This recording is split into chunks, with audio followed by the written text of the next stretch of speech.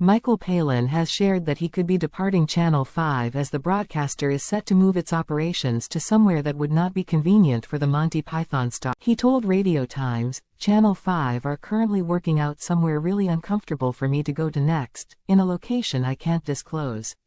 That could be the last journey, but who knows? Everything has been the last journey. For me, informing is a matter of working hard with a good team to make something that people want to watch.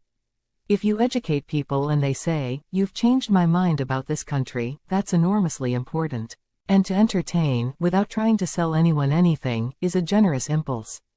It's about connecting with people," The comedy icon and travel presenter says he has come to terms with his own mortality following the passing of his wife of 57 years Helen in 2023, and the death of his dear friend and fellow Python Terry Jones, who passed in 2020 from dementia at the age of 77. Speaking on the Third Act podcast, he said, "I am aware that I haven't got that long to live. I could fall down the stairs anytime really, or go under a bus. I feel physically fine and quite able to deal with it, but that is just a fact of life.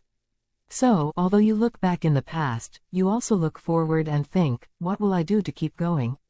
Touch wood, I will be physically okay with doing another journey, but I might not be. And then if I can't do any more traveling, things happen.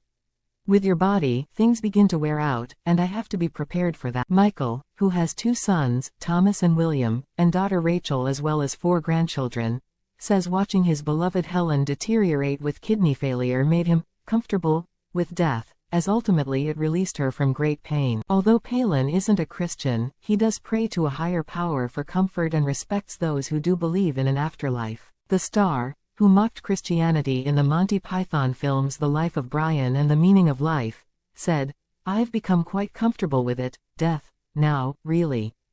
Helen was quite ill for about 2 years, and gradually wound down, couldn't leave the house, lost her mobility and lots of things. She was always very active. And I saw that, and we talked a lot about decay and approaching death. We didn't sort of shy away from that, but I always said, "You're not, Kate, you'll be all right, you'll get better."